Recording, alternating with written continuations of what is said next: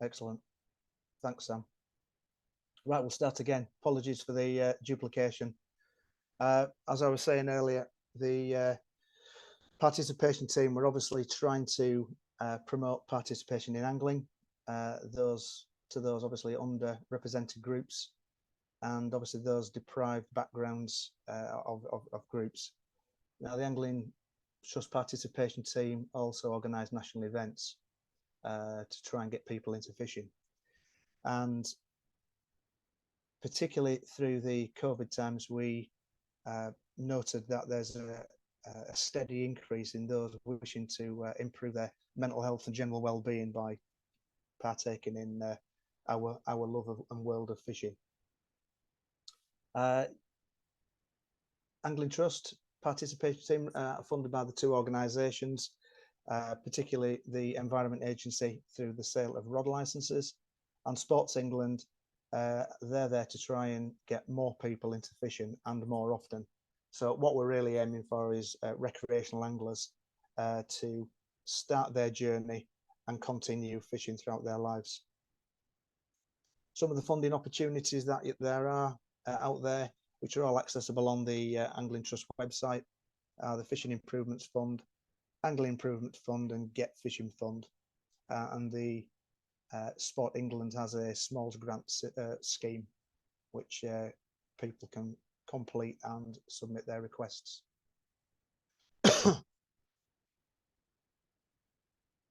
As you can see, what we try to organise a safe, inclusive and fun angling participation events that everybody can take part in.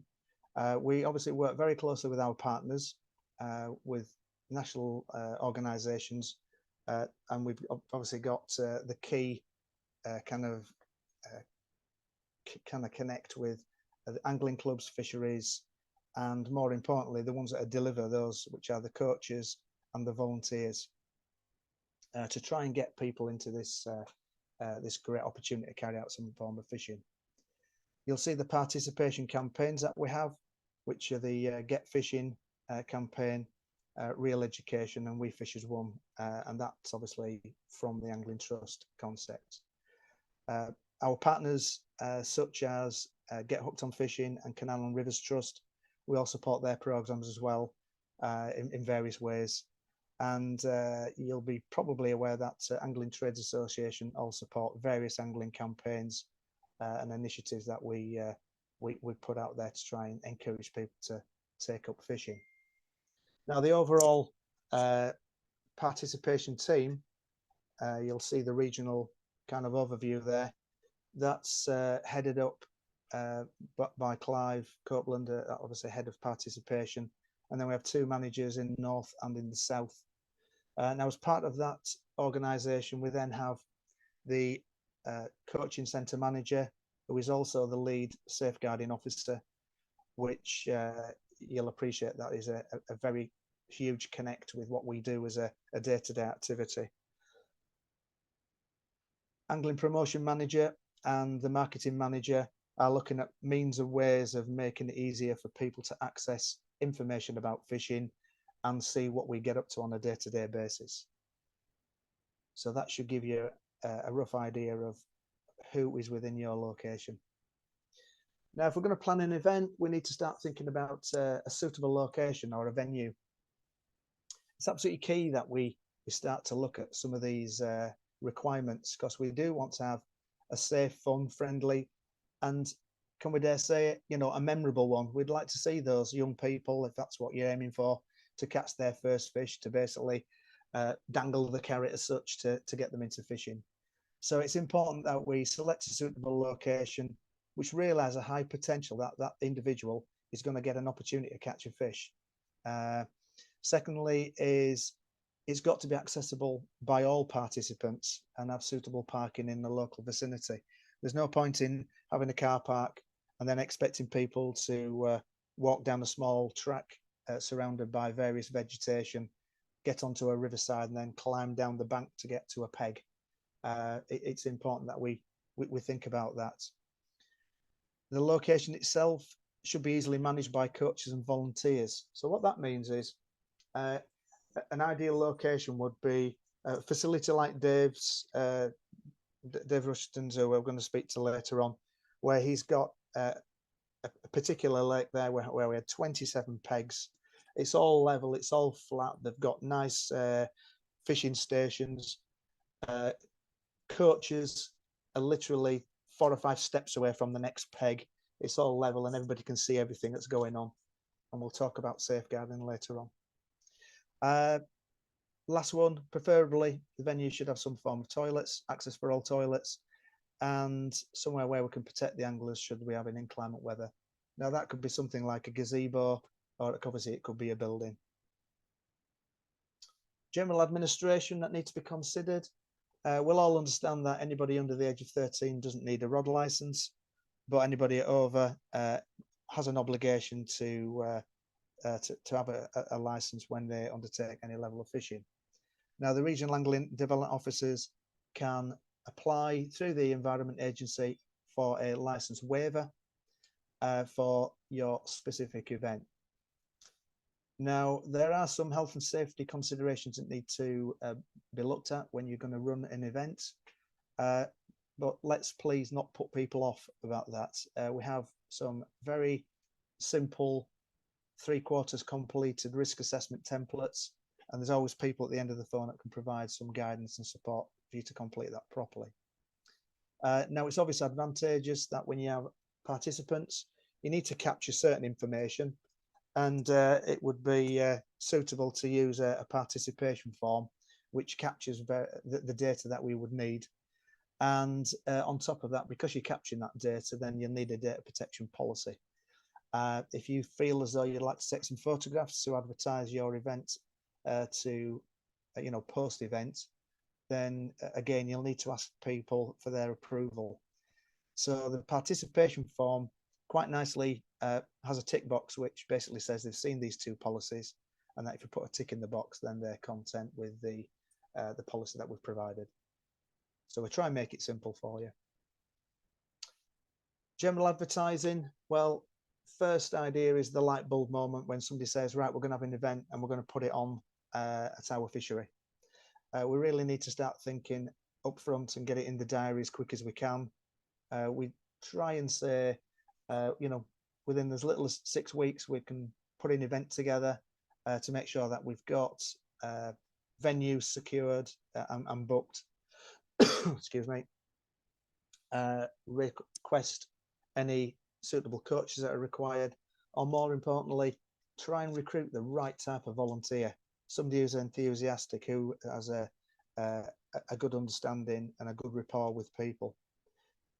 Then we've obviously got to promote the event to the local community, and I've put the word demographic down. So if your club is looking for new young people to start the conveyor belt of new anglers into the club, that might be one area.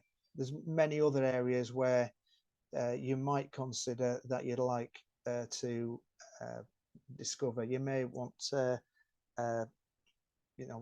females in your in your club, or other demographics that you wish to kind of consider.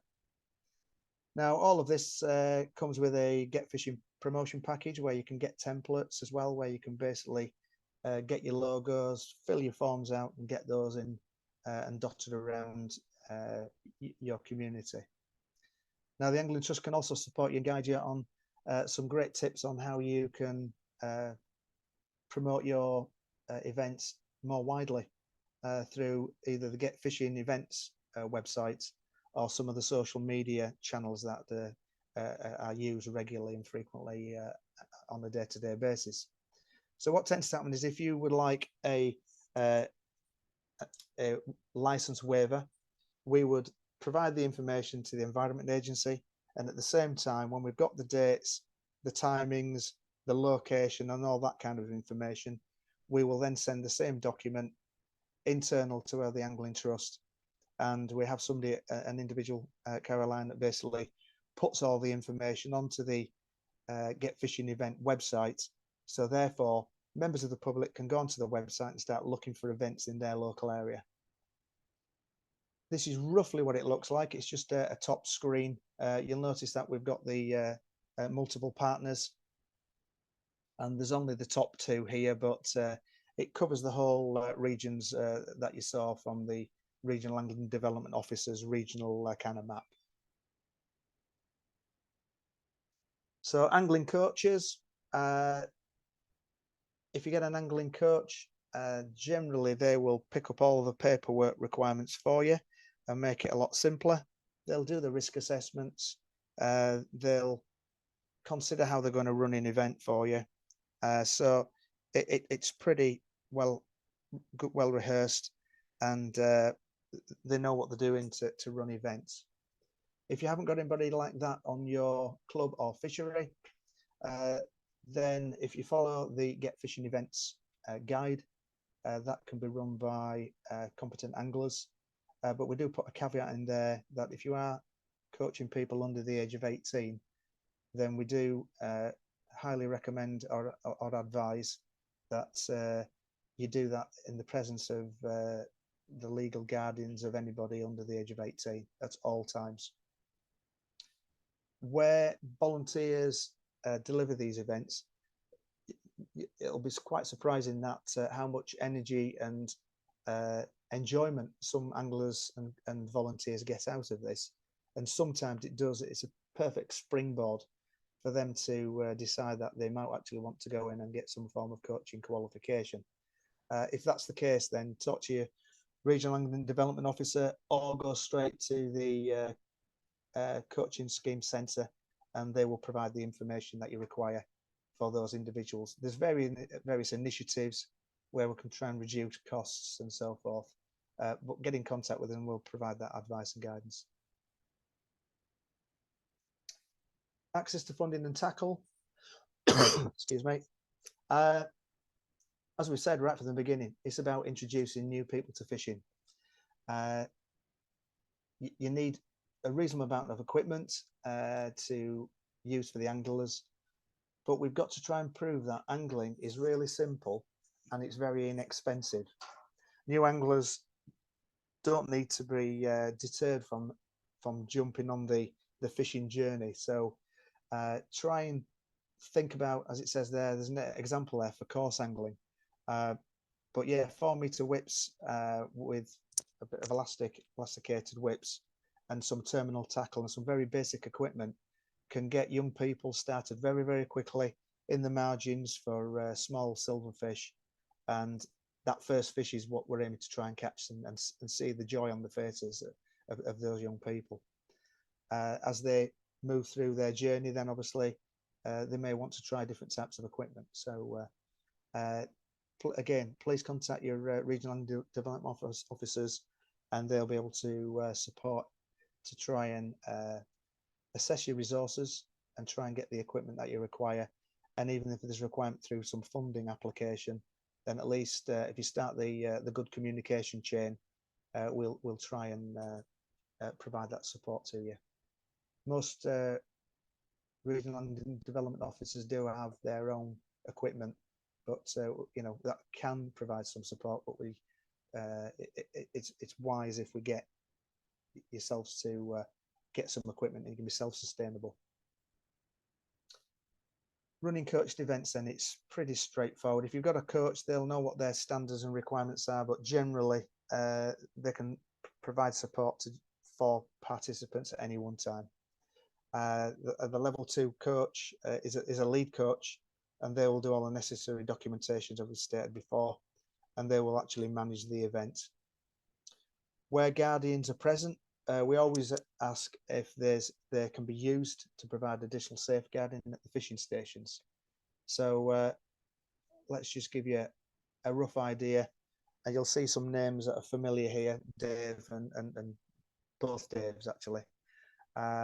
So this was just an extract from the Kipax event that we had. We had 27 pegs. You can see there, peg 1 and 2. We had a family of 3 that came up. So put Dave in contact with those 3. They had 2 pegs individually. That gave some flexibility and some space if they needed it. And you know, if they were really young people, you'd probably put them on a box apiece and share a rod and pull them together. If they're a little bit older, that they can basically manage a 4-metre pole on their own, then there's some flexibility there. On that particular occasion, we had a volunteer had never done some volunteering before, so we put that individual with Dave just to support, help, learn, and provide that kind of team building and bonding process. As we go through down to 7 and 8 peg, we had a family of 4, and you'll notice that there was a little red cross there. I'll come on to that later on, but that's an individual that we knew that had a medical concern, and therefore we could brief the lead coach or the coach on that particular scenario. Dave and Adrian had 2 families, 1 adult, 1 child, and in peg 10 you'll see those little green zeros. That was just my kind of indication that those individuals, when they booked online, they decided they didn't want any photographs taken. So again, we've got it covered to make sure that people's wishes are being met. So baseline plan. What we've got to do is provide some level of structure. So try and just simply identify what you're doing on what particular day, where you're getting your equipment from, and we would generally ask you to consider the opportunity to run 2 sessions, maybe just for 2 sessions for about 2 hours apiece. By the time they've arrived, by the time they've got down onto the peg, by the time they've started fishing, by the time they've packed up, 2 hours doesn't go a great deal, but for young people, it's just about the right amount of time. And you've got your resources there, so you might as well do the same thing and get more capacity to try and get those through your locations. Coordinate suitable time to get set up. You know, the last thing you want to be doing is still getting things organized when people turn up. Have a pre-brief with coaches and volunteers to confirm the delivery plan, so everybody knows what's meant to be happening, what the timings are, what's expected. Talk through the risk assessment and just discuss some really simple safeguarding expectations. I'll go down that when we talk about safeguarding later on. Have volunteers available at the reception area so they can meet and greet the participants and then organise them upon their arrival. And finally, ensure that suitable resources are available. What I mean by that, again, is Dave might talk about it later on, but if you're using whips, young people are quite happy to waggle the end of the whip around very quickly if they're not controlled, and you can get you know, quite nasty tassel ups, you know, little knots and lines and so forth. Or if you unfortunate to get a large fish where you've lost it, then you might need a hook replacement. So again, I'll talk about that later on. Safeguarding and first aid. Well, qualified angling licensed coaches all hold disclosure or DBS checks. They're all first aid qualified, and they do have safeguarding training. And the key thing about all of this is the insurance cover gives them that public liability and professional indemnity insurance for up to £10 million. Now, if you're a club or a fishery that's already got the Angling Trust's insurance, that insurance will also cover you for these kind of events. If you haven't got that, then I would look at that insurance and get confirmation that you are covered. Simple safeguarding measures definitely will protect your volunteers and the participants. So it's about, when I say the word simple, it's like thinking back to when we were in the 70s and 80s and we heard this thing called health and safety. A lot of people looked at each other and said, we don't need to do a risk assessment. It's just common sense. Safeguarding is common sense. It's about making sure you don't put yourself in vulnerable situations. So it's things like if you have to hold onto a rod and there's personal contact with the individual, you need to explain what you're going to do, why you're going to do it, and then get permission from either the individual or the parents that are there. Again, keep your distance, try not to crowd and stand around the back of individuals. It's as simple as that, really. It's common sense. Safeguarding children and young people and vulnerable adults at your event should be a priority. Again, let's not overthink it, but it's something that we need to do like we do health and safety. We've said then at no stage should a child be left unattended. So if a parent needs to go to the toilet and there's no other parent with that individual, then it's got to be agreed that the parent takes the child with them to go to the toilet, to come back, and then the event continues at that particular point. Parents and carers, it said there, should be responsibility for their children at all times and shouldn't drop children off for the duration of the event. Excuse me. Now, obviously, this is for their first time of fishing. What we're not saying is that if they get onto match fishing, that they wouldn't, you know, that they'd have to be there all the time. This is just purely for this first event and through their first few events to make sure that everybody's working together as a team. And it's a bit like a youth club. You'd make sure that people were around to begin with, and then they would leave the children under the safe control of the club. Angling Trust obviously have a number of really useful resources. We don't want people to start going out trying to research it, so we've provided or we can provide various information that will hopefully allow you to shape your event. And the regional angling development officers are always there to try and provide support. When we look at first aid, we obviously need to have somebody who's of suitable capability to administer first aid and obviously have first aid equipment. And it's always extremely handy to confirm if any of your participants that are coming have any disabilities or learning difficulties or any injuries or medical conditions. We need to make suitable adjustments for those. So an example of medication is asthma. If somebody's got asthma, then you'd expect them to have a pump. So you'd like to know maybe where the pump was. If somebody has a nut allergy, or if they get stung by a wasp and they suffer from anaphylactic shock, then again, if they're diagnosed and provided with medication such as an EpiPen, then you would need to know where the EpiPen was, and they should have that with them should that circumstance take place. Yeah, so it's just going through that, again, common sense kind of approach. Once again, your regional and development officer will be able to provide guidance on safeguarding and working with young people and the importance of delivering safe events. Just on qualified coaches, basically the license basically is to so that the public and those who are seeking to undertake angling as a hobby have some form of national body that's monitoring what they're delivering and have some form of standardization, and that it's regulated, and that obviously goes through and is monitored by the licensed coaching scheme that the Angling Trust run. Now, as we speak at the moment, the level 1 coach provides assistance to more qualified angling coaches, and the level 2 coach generally is the lead coach, which will basically manage the overall kind of operations of the angling event. Just making you aware that we do have at this moment in time a new proposal for the review of the level 1 and level 2 qualification through the White Report, who prompted the Sport England to look at the workforce development. So as I said, we've got proposals there.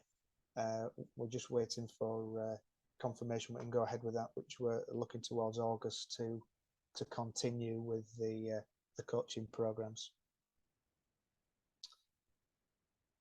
Just looking at the tackle, bait and participants' welfare. So we spoke about, yet again, simple, inexpensive, new anglers. It's the same terminology we've used before to try and get them into fishing. So all the events should run smoothly. We shouldn't be halted because we've got failed equipment. So we need to have additional equipment in place where you can basically just go and grab an extra set and then basically carry on fishing with the individual. You might want to nominate somebody if you've got a big event on, which they're basically just go and support with tackle and get other equipment sorted out so they can get it back to being fully serviceable should they need another set of kits. limit the selection of baits to a minimum is what we would recommend for coarse fishing.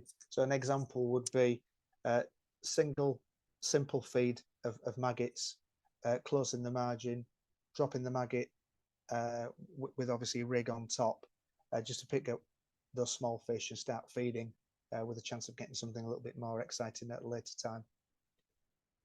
Try to communicate with your participants prior to the event to ensure that you identify what they need to bring. So it might be drinks, it might be food, it might be sun cream, it might be anything that they need to bring, but just make sure that they've got the information, such as suitable footwear in, and when we have these sunny climates that we've recently had last weekend, and clothing to suit. We were down at the Fishermania last week, myself and Dave Munt, and all I'll say, it was slightly moist, to say the least, for the whole of the day.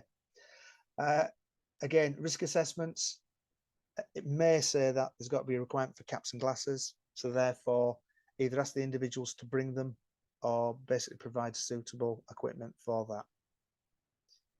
If people are going to eat while they're on site, just make sure they've got suitable hand washing facilities. Now that might be a bucket of warm water or a bucket of water with some soap and maybe some paper towels and some sanitizer. Might be something that's that can be managed alongside the venue. So the Get Fishing program also provides awards and rewards and tries to get people to progress. So it goes back again to newcomers and trying to get them into an excitement of catching their first fish and get an opportunity to get them some experience. And the whole concept is to try and build up with simple tackle and being able to return fish safely, looking at the welfare of the fish, and then obviously identifying should they need an Environment Agency fishing license, obviously not for sea fishing, so they can continue that activity. It's pretty straightforward in trying to do some short taster sessions. So it's worked in 3 steps. As you can see there, we've got it covers all the disciplines of coarse game and sea fishing, but the general award pathway is 3 sessions: have a go, beginner session, then a new angler. That can be approximately 1 hour. It doesn't say it has to be 1 hour, but it's basically saying 1-2 hours. Maybe don't go beyond that, because you're focusing on young people's concentration, if that's the area that you're looking at. All these certificates and stickers are free of charge to clubs, coaches and fisheries, so please contact your local regional angling development officer. And finally, but not least, once they've completed that, the Angling Trust also provide a 6-stage progress stepping process excuse me, called the CAST Awards. It takes several months to get through them, and it creates better competence, and it is good for getting people into, particularly young people as well, those that are getting around 15, 16, that are getting quite interested in maybe doing some match fishing. These CAST Awards will basically start to focus on their competence of their angling, and it'll get them to a point where maybe those 16-year-olds might actually want to start thinking about taking up a coaching qualification, so they can then start teaching young people that you start to develop to come to your club and your fishery.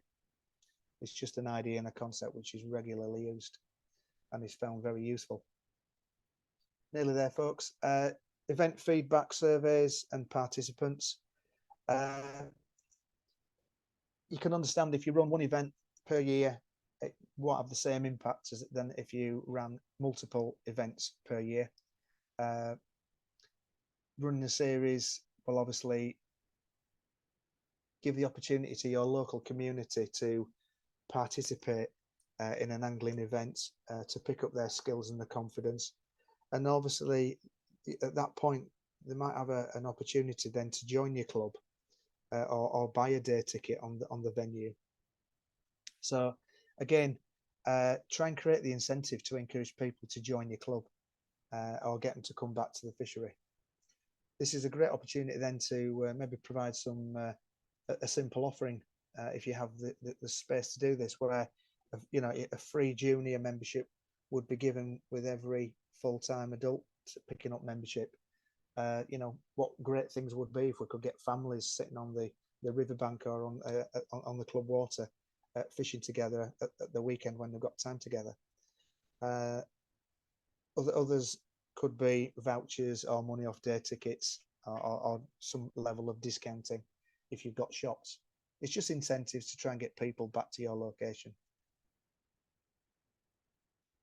As part of the Get Fishing event, collecting basic contact details is something that we've discussed earlier on as part of the planning side. That's really important information for you. So, because you can update them on news of the club or any other fishing events that you've got going. So think about that information. Also, the Angling Trust will look to contact participants to try and provide that information to help keep them interested in fishing. So it's vital, as it says there, of creating more long-time anglers. So it's getting in communication with them to try and get them encouraged to keep going fishing. Now, that data that you've produced on that participation form, it's really helpful and very important to us as regional angling development officers that we capture copies of those participation forms, because if you've put an event on, we can capture that information, put it back into the Angling Trust, and then we can advise the Environment Agency that as an organisation, as a collective initiative, we've been able to put these people in front of and holding onto a rod and start catching fish. Sometime in those lives, some individuals will then go out and buy a rod license, and that's where we make a home win, because obviously then the Environment Agency will look at how many licenses that have been produced, and therefore hopefully provide additional funding for more activities and maybe better funding opportunities. Post-event promotions. If you've got photographs and you've got the evidence, then push it out there into social media. It's important that your product is visible by and to be seen by new participants. So consider using those platforms. And it says, obviously, it's trying to be active in developing your demographic in your local area. Try and get people to communicate and seeing what's happening at your locations. Use the photos that stand out. Capture those joyful moments when you've got a young person that's holding onto a fish and they're smiling from ear to ear. Try not, or I would say, don't use the dangling fish photographs, port fish welfare photographs. It just creates a negative impact on what your efforts have done, which are getting people into fishing. So just be mindful of that. You might also want to consider paying for a small amount of advertisement. Some of the platforms might charge you maybe £20, but you'll get an interconnection with over 2,000 other people within your local area with a similar demographic of what your audience should be. So small amounts might prove beneficial. But we've got a great team for marketing and the comms, like we said early on. Both Will and Jimmy are very, very helpful, and the regional and development officers can also provide advice. So what you're going to get out of this in total, really, it just raises awareness of your club and your fishery amongst non-anglers. If you take an event out, it'll increase fishing visits and membership sales is what's hoped. Dave might be able to advise us. Dave Rushton might be able to advise us a little bit later on. People coming along to your event will obviously see your facilities and see what you're actually offering. And it's highly likely they'll come back if they see that it's good and it's positive. And it's also a great way for your volunteers to be more involved. We all like to catch fish, but it's even better seeing somebody else who's never caught a fish to get their first fish into the net and onto the bank. And without further ado, this is more or less the last slide, but just a quick case study. I went down to a club, and in 2011, they had about 1,100 members, and we're losing 25 members per annum. It was quite a closed demographic group, and they wanted to, and it didn't really reflect the local community. So they created a development officer and started to make more commitment to local groups and the local community. They got funding from the Angling Trust and various other organisations, and they've put loads of events on, and they've got loads of people enjoying fishing in their local area. In 2023, here we are. The club now currently has 2,500 members. They've got a massive 200 female anglers, and they've got an additional mixed ethnicity group of members, which they never had before. But it more or less reflects the area that they live in. So the club, as we speak, is extremely healthy financially. It can pay its rental waters off.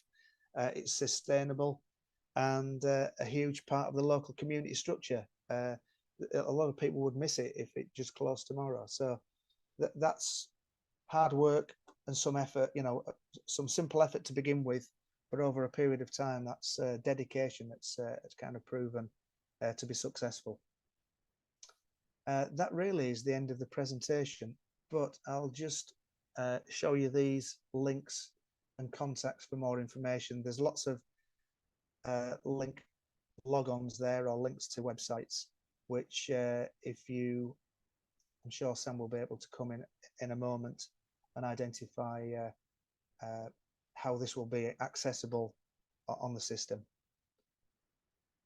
Sam, would you like to now come in? Absolutely.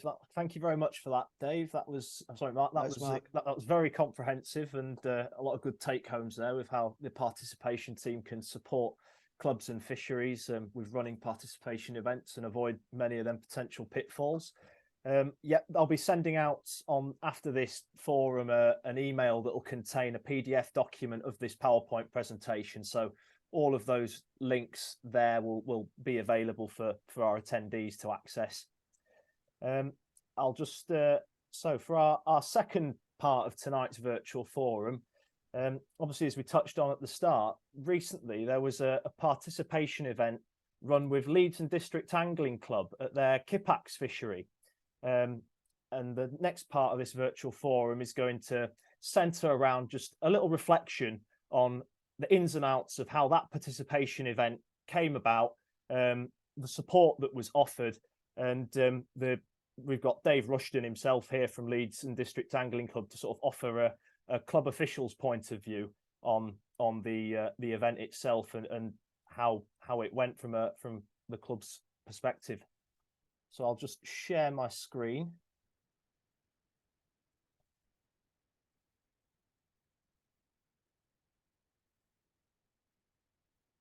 I'll also add, if there's any questions relating to Mark's presentation specifically, just get them in the chat now, because it just helps with the order when we come to it at the end of the presentation.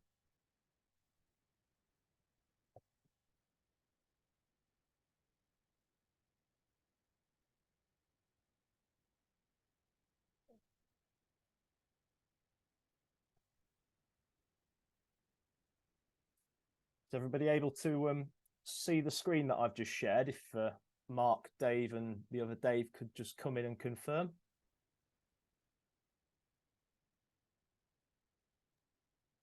I can hear you, Sam. Can you see the screen that I've just shared, Mark? I can do indeed, yes. Yeah. Yes, that's good. And Dave Rushton, tremendous.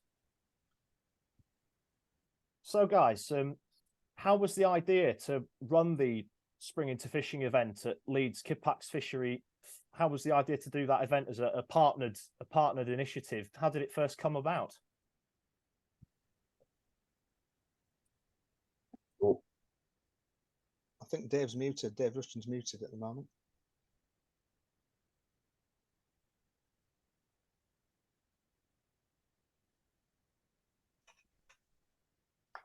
Hello.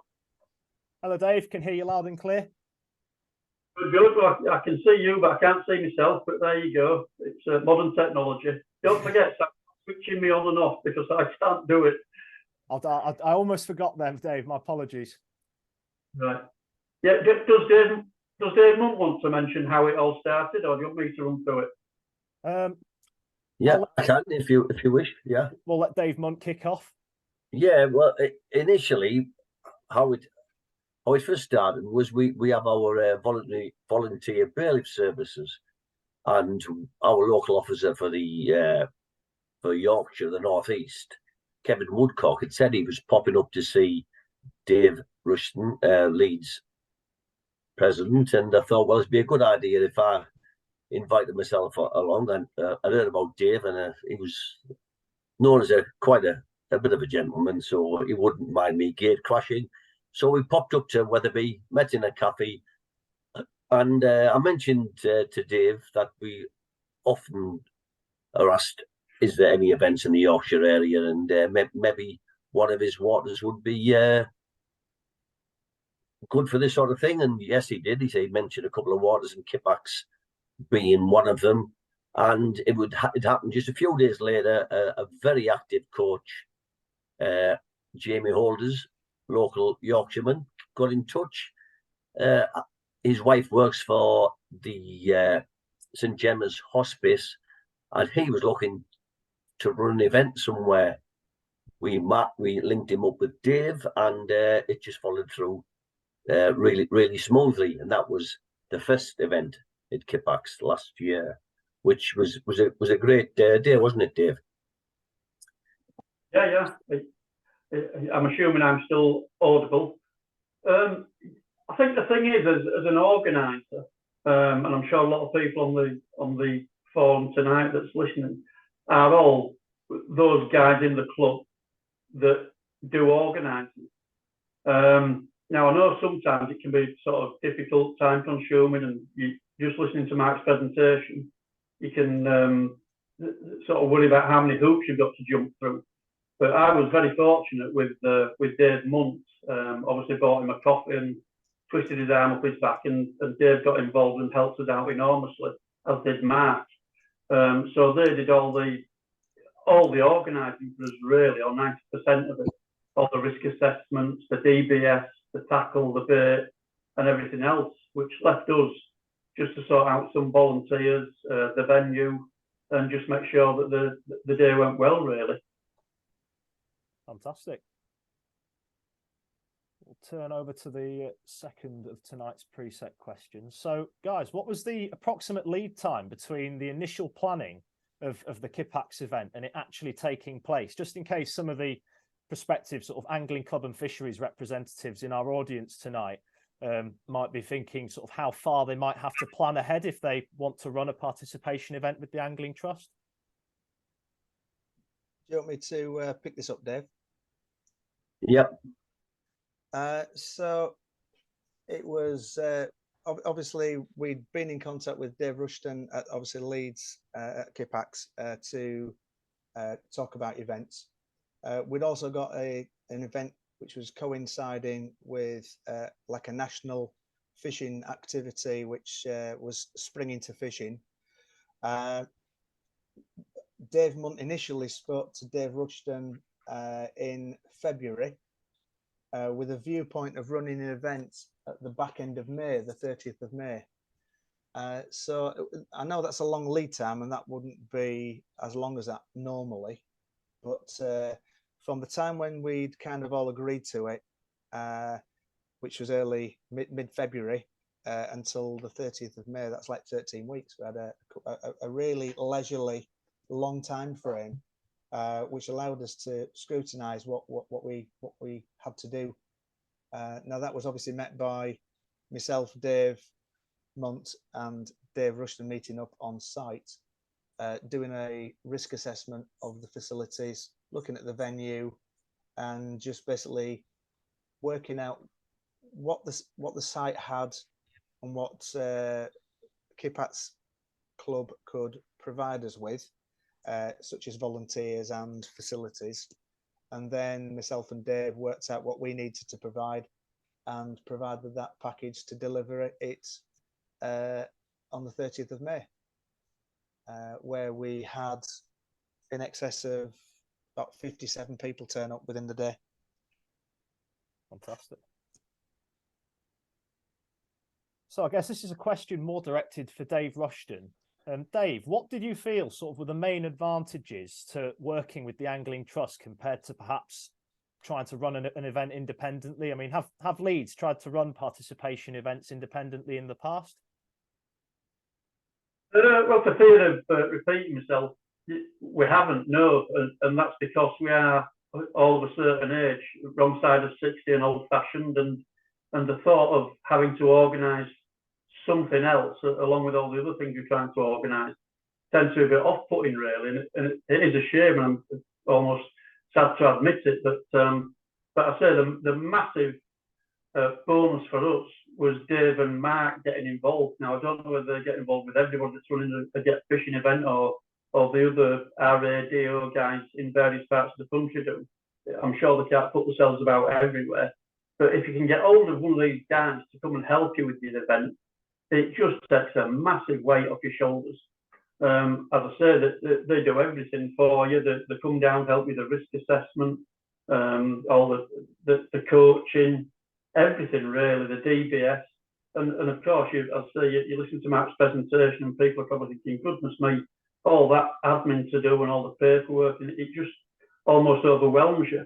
But the support you get from the Angling Trust is just amazing. And whether we were fortunate that we got the extra help or just the dedicated help, I don't know. But it certainly made the event, far easier. And it just left us to essentially teach kids to fish, which fisherman doesn't enjoy teaching kids to fish? So it was excellent.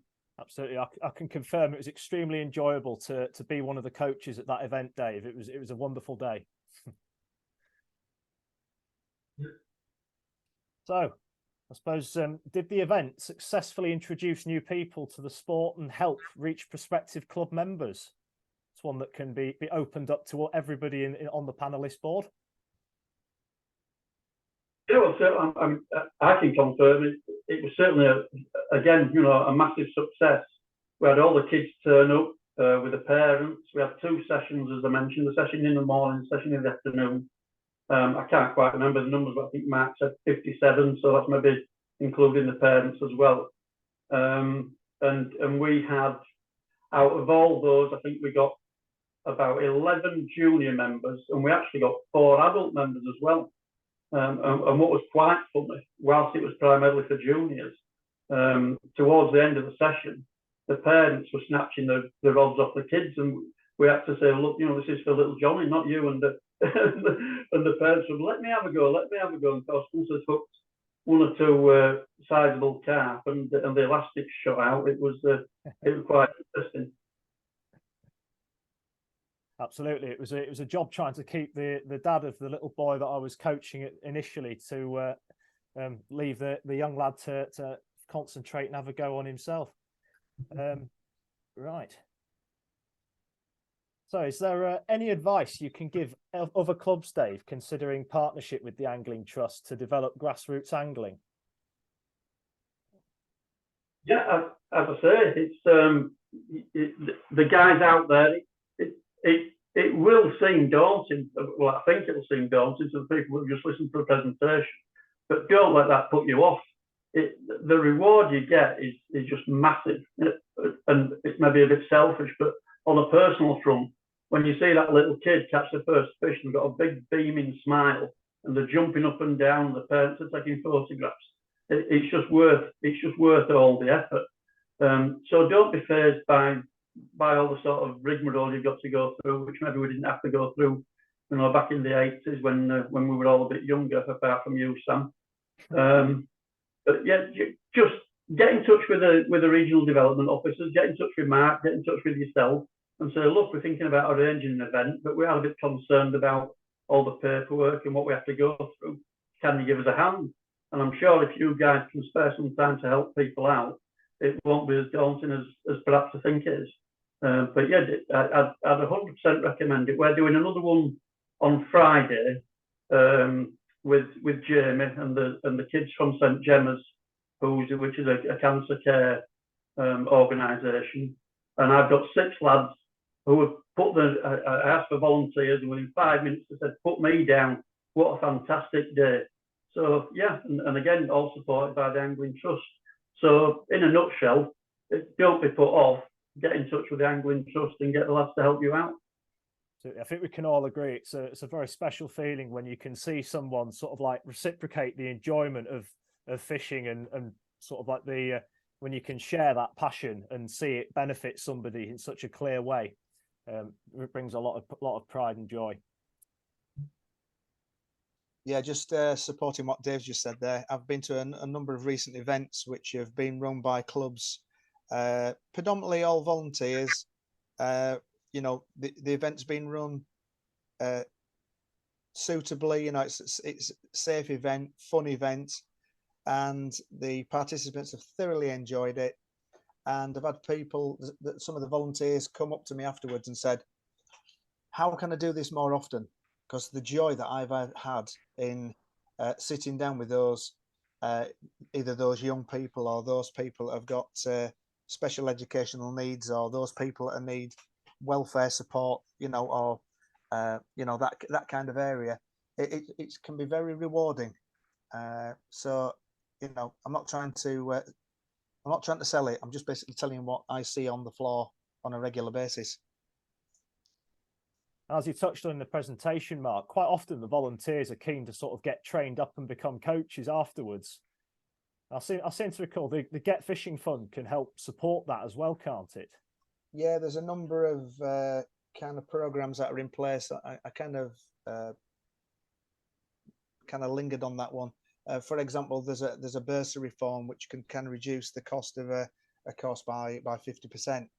But there's certain caveats to what you're delivering it for. There's things like you deliver it for free of charge for 10 events, for example, in a certain period of time. Excuse me. So the form is self-explanatory, and yeah, the regional angling development officers will provide support and advice on that, and likewise, so will the coaching centre. Got a great number of people in there that will help and direct you in, you know, should people want to take that process up. And I think I've put a link in, so you can get straight into the Angling Trust website for that. Absolutely, and also in the wrap-up email, I can include a direct link to the Angling Trust sort of coaching page on our website, where there's all the information about becoming a level 1 or a level 2 coach, if anyone fancies following that up. So that takes us to the end of this sort of case study reflection upon the Kippax participation event. So I'll open up the floor in case any of our audience has questions. If I could just ask Dave, Mark and Dave to turn your cameras on and unmute yourselves, guys. Have you done it for me, Sam? You're in control. I'll allow you to put